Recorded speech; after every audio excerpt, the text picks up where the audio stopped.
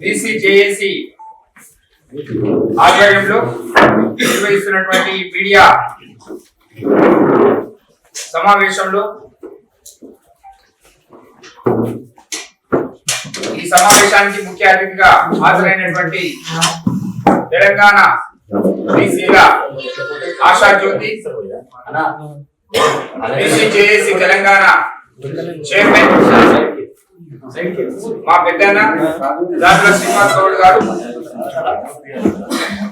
వారి సారథ్యంలో పనిచేస్తున్నటువంటి మొత్తం బీసీజేఏసీ టీం ఈరోజు ఇక్కడ కూర్చోవడం జరిగింది మీడియా సమావేశంలో. నా పేరు ఉప్పరి శేఖర్ సగర, నేను Telangana BCJAC co chairman, Telangana Sagara సంఘం రాష్ట్ర అధ్యక్షుడిని. ప్రధానంగా ఇందాక మా సోదరులందరూ కూడా చెప్పినట్టుగా రెండు ప్రధానమైనటువంటి అంశాలు, ఆ రెండు ప్రధానమైనటువంటి అంశాల ఆధారంగా ఈరోజు మీడియా సమావేశం ఏర్పాటు చేయడం జరిగింది. గత 2-2.5 సంవత్సరాలుగా బీసీలను నమ్మిస్తూ అధికారంలోకి వచ్చి అధికారాన్ని అనుభవిస్తున్నటువంటి కాంగ్రెస్ పార్టీ అధిష్టానం ఈరోజు బీసీ సమాజం మొత్తాన్ని కూడా నమ్మించి మోసం చేసింది అనడంలో ఎలాంటి అతిశయోక్తి లేదు.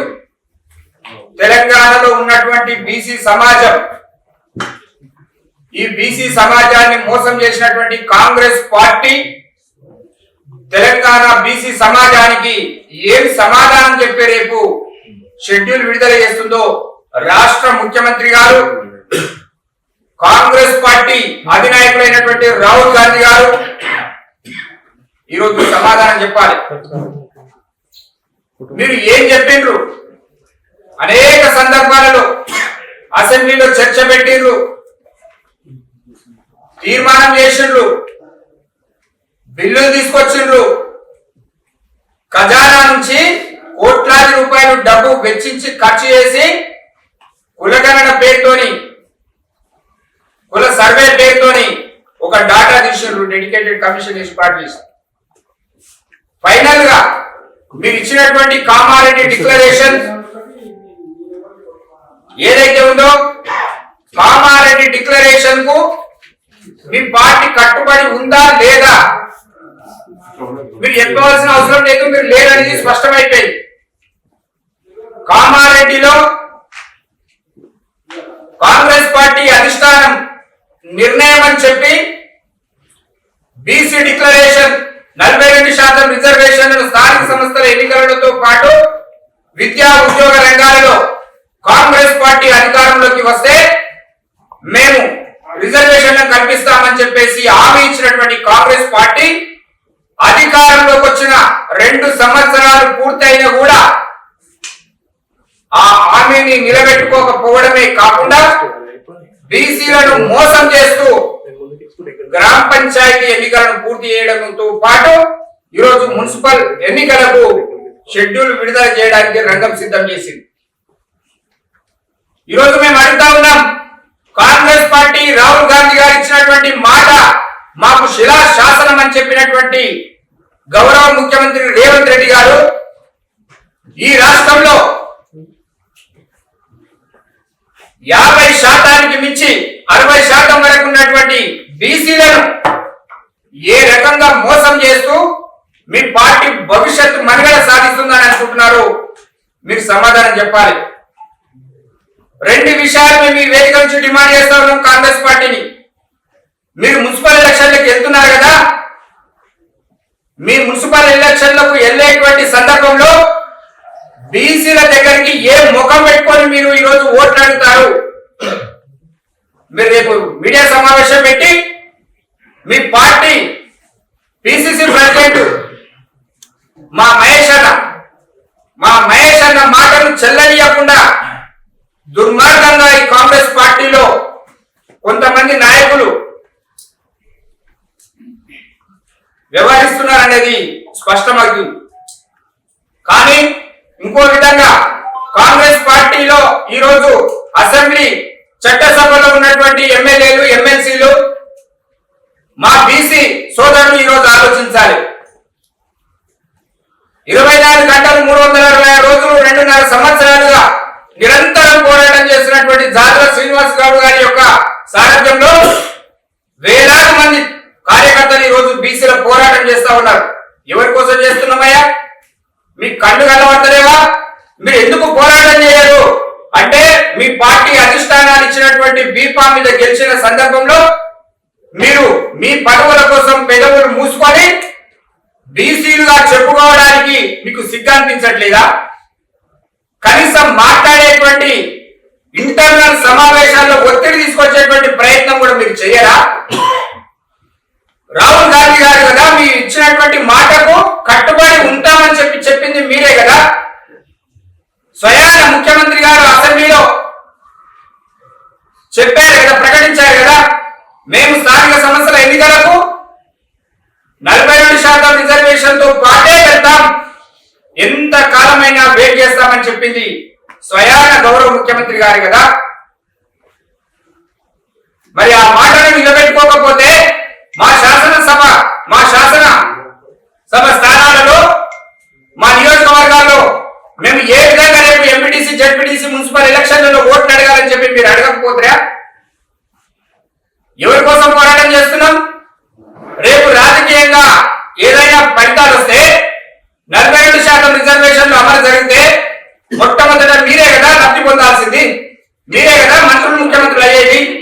అది మర్చిపోవడమే కాకుండా రాజకీయంగా ఈ విధంగా కాంగ్రెస్ పార్టీ మోసం చేస్తా ఉంటే 2 సంవత్సరాలైంది. ఇందాక మా విక్రమ్ తమ్ముడు చెప్పినట్టు స్థానిక ఉద్యోగాలలో విద్యా రంగంలో రిజర్వేషన్లు ఎందుకు ఇస్తలేరా? బడ్జెట్ లో మా వాటా ఎందుకు కేటాయించట్లేదు? కనీసం ఇవి కూడా దీన్ని కూడా మాట్లాడికే మీరు పనికిరారా?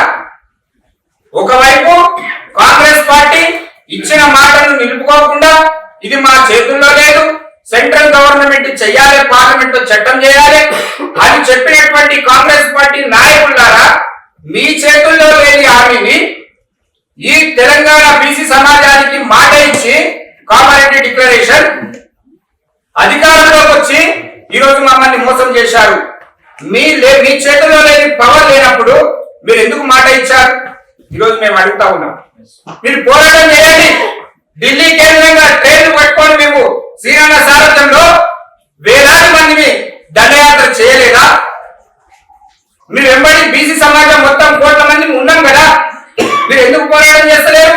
అంటే ఇందాక మా తమ్ముడు చెప్పినట్టుగా దోకాబాజీ రాహుల్ గాంధీ గారు పెదవి విప్పలేదు. పార్లమెంట్ లో శీతాకాల సమావేశంలో కూడా, పార్లమెంట్ సమావేశాల్లో కూడా కనీసం సబ్జెక్టు తీయలేనటువంటి అసమర్థ చేతగాని మాట తప్పిన నాయకులారా, మీకు ఖచ్చితంగా ప్రజాక్షేత్రంలో బీసీ సమాజం బుద్ధి చెప్తారు. ఇంకోవైపు భారతీయ జనతా పార్టీ దేశాన్ని ఏదో ఉద్ధరిస్తున్నామని చెప్తున్నటువంటి నాయకులారా, మెజారిటీ జనాలు ఉన్నటువంటి మా యొక్క ఘోష, మా యొక్క బాధ, మా యొక్క జీవన స్థితిగతులు మీకు కనిపించట్లేదా? చెప్పారు కదా మీరే 27లో మేము జనగణనలో కులగణన తీస్తామని చెప్పారు. మీరు ఇచ్చిన ఫార్మెట్ లో బీసీ అనే ఆప్షన్ ఎందుకు తీసుకోలేదు? ఖచ్చితంగా చెప్తా ఉన్నాం, తెలంగాణనే కాదు మా శ్రీరంగ సారథ్యంలో దేశవ్యాప్తంగా మీరు కనుక బీసీ ఆప్షన్ ఇవ్వకుండా, కులగణన లెక్క తెల్చకుండా మీరు ఏ ఫార్మేట్ ఇచ్చినా దాన్ని తిరస్కరిస్తాం. దేశవ్యాప్తంగా అవసరమైతే ఉద్యమిస్తాం, వదిలిపెట్టే ప్రసక్తే లేదు. కాంగ్రెస్ పార్టీ మాట ఇచ్చింది, అది నిలబెట్టుకోవాలి. మీకు లేదానే, మీకు బాధ్యత లేదా? ఈరోజు దేశ ప్రధానమంత్రిగా 3 సార్లు ఒక బీసీ నాయకులను చెప్పుకునేటువంటి మీరు, మీ పార్టీ బీసీ సమాజం ఉంటేనే కదా మీరు ఈరోజు అధికారంలోకి వచ్చింది 3వ సారి. మీరు ఎందుకు మాట్లాడారు? ఈరోజు వాళ్ళు ఇచ్చిన మాట వాళ్ళు పక్కకెట్టాడు. మీరు రండి అధికారంలోకి రేపు కొద్దిగా తెలంగాణలో. మేము మీకు నిలబడమా? మేము బీసీలం కాదా? మేము హిందువులం కాదా? మీరు ఇచ్చేటువంటి భారతీయ జనతా పార్టీలో బీసీల సంఖ్య, మెజార్టీ సంఖ్య ఈరోజు మీరు వెంబడి లేదా? పచ్చి మోసగాలు ఈరోజు రెండు పార్టీలు, కాంగ్రెస్ బీజేపీ నాయకులారా, ఖచ్చితంగా భవిష్యత్తులో జరిగే ఏ ఎన్నికల్లో అయినా మిమ్మల్ని మీ రాజకీయంగా పొందబెట్టడం కోసం బీసీ సమాజం సర్వశక్తులు ఒక్కడానికి సిద్ధంగా ఉంది. ఇంకో వైపు మొన్నదాకా అధికారంలో ఉన్నటువంటి బీఆర్ఎస్ పార్టీ ఉన్న రోజు చేయలేరు, తర్వాత పోయి మాట్లాడితే మేము కూడా ఉన్నాం. ఏందయ్యా మీరు ఉన్నది? ఒక్క రోజైనా ఈ తెలంగాణ రాష్ట్రంలో బీసీల ఆకాంక్ష కోసం రోడ్డు ఎక్కిండ్రా? ఏదైనా భవిష్యత్తు ప్రణాళిక ఇచ్చిండ్రా? ఏదైనా ఉద్యమంలో మీ అడుగులు ఉన్నాయా? ఎందుకు ఇవన్నీ దొంగ నాటకాలు? అంటే ఎక్కడ బీసీలకు అధికారం వస్తే 42% విద్యా ఉద్యోగ రాజకీయ రంగాల్లో అవకాశం ఇస్తే మీ పీఠాలు కదులుతాయి, మీ వర్గాలు వెనుకబాటుకు లోనవుతాయి అనే ఒక భయంతోని ఖచ్చితంగా బీసీలను రానియకుండా అడగదొక్కడం కోసమే అగ్రకుల నాయకులు చేస్తున్నటువంటి కుట్రలుగా మేము ఈరోజు భావిస్తా ఉన్నాం. ఇప్పటికైనా భారతీయ జనతా పార్టీ కేంద్రంలో మీరు తీసుకొచ్చేటువంటి జనగణనలో కులగణన ఏదైతుందో స్పష్టమైనటువంటి ఆప్షన్ ఇవ్వాల్సిందే. ఇవ్వకపోతే దేశవ్యాప్తంగా ఈ కులగణన అడ్డుకుంటాం. కాంగ్రెస్ పార్టీ మున్సిపల్ ఎలక్షన్లకు పోయే ముందు మీరు రేపు వెంటనే క్యాబినెట్ సమావేశం పెట్టారా? పిసిసి ప్రెసిడెంట్ గా పార్టీ నాయకత్వం నుంచి మీ ప్రకటన వస్తుందా? మేము రేపటికి వెయిట్ చేస్తాం. తప్పకుండా మీ ప్రకటన రావాల్సిందే.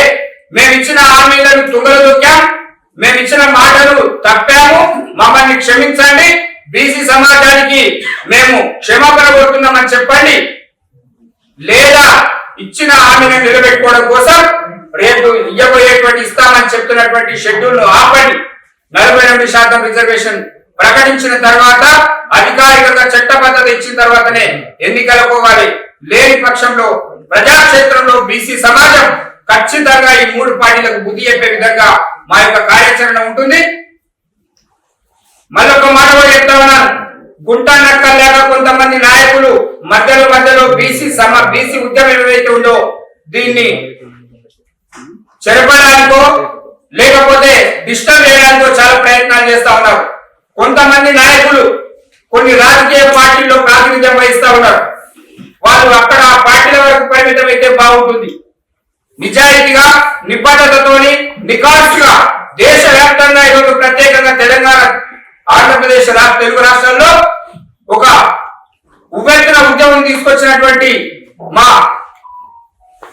జార్ల శ్రీనివాస్ గౌడ్ గారి యొక్క సారథ్యంలో బీసీ సమాజం మొత్తం కూడా ఈ యొక్క 42% రిజర్వేషన్ సాధించుకునే వరకు మా పోరాటాన్ని కొనసాగిస్తామని చెప్పి తెలియజేస్తూ